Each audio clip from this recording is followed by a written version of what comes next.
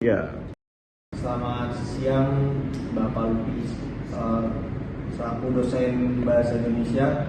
Di sini kami ingin memberikan opini kami terkait novel yang berjudul Animal Farm. Bagi saya, novel ini adalah novel yang menarik karena mengangkat isu mengenai sikap manusia yang tidak bisa bersikap bijak terhadap kekuasaan, dan novel ini juga menceritakan pemberontakan terhadap kekuasaan yang dianggap tidak adil atau tidak berpihak kepada tokoh yang terkait pada novel ini. Dan yang menarik dari novel ini adalah unsur sarkasmenya terhadap manusia yang egois akan kekuasaan. Oke, saya menambahkan dikit. Bagi saya, buku Animal Farm ini mencerminkan tentang bagaimana kekuasaan dapat merusak idealisme. Bagi saya juga melihat buku ini itu sederhana namun mengandung banyak penuh makna tentang politik. Dan buku ini mengajarkan kita bahwa keadilan dan kebebasan itu harus diawasi agar tidak berubah menjadi tirani baru. Buku bahasa Indonesia untuk perguruan tinggi dan oleh teman kami Zaka. Dava. baik. Menurutku buku bahasa Indonesia untuk perguruan tinggi membuka mata bahwa tanpa berpikir kritis kita mudah ditipu oleh kata-kata. Buku ini mengajarkan bahwa membaca bukan sekadar mengeja, tapi memahami makna dan konteksnya. Kita dijelaskan pentingnya kesadaran agar kita tidak tertipu oleh bahasa, melainkan mampu berpikir jernih dan kritis terhadap suatu bacaan. Baik, saya menambahkan sedikit.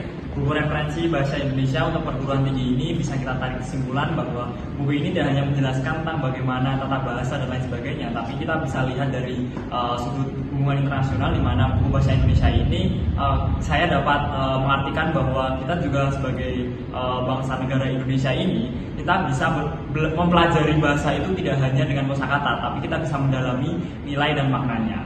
Sekian. Saya akan menjelaskan mengenai relevansi hubungan internasional antara novel Animal Farm dan juga buku referensi bahasa Indonesia untuk perguruan tinggi. Di mana di dalam novel Animal Farm kita ditunjukkan beberapa tokoh, di mana kita dimulai dari suatu aliansi kelompok yang dipimpin oleh suatu orang. Namun setelah praktiknya berhasil, kekuasaan politik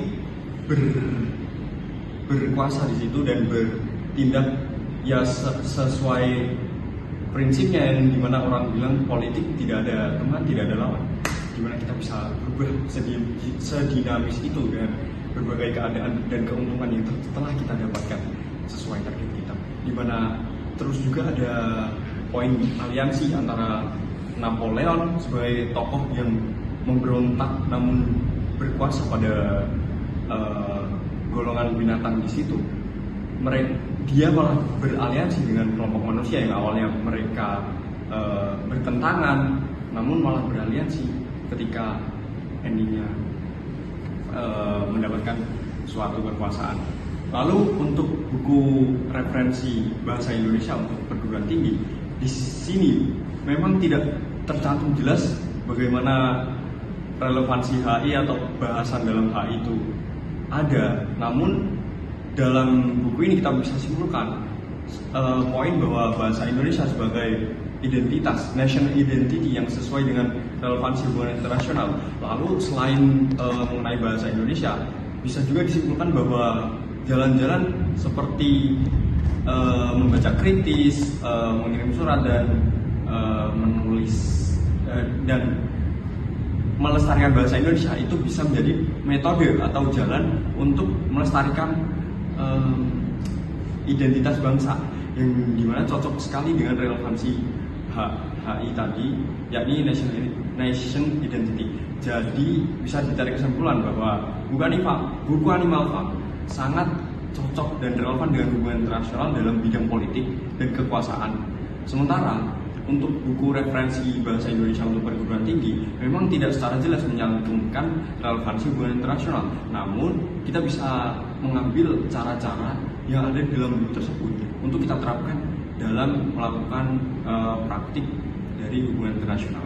Mungkin sekian yang dapat kelompok kami sampaikan. Kurang lebihnya terima kasih. Mohon maaf jika ada kata yang salah. Lama banget.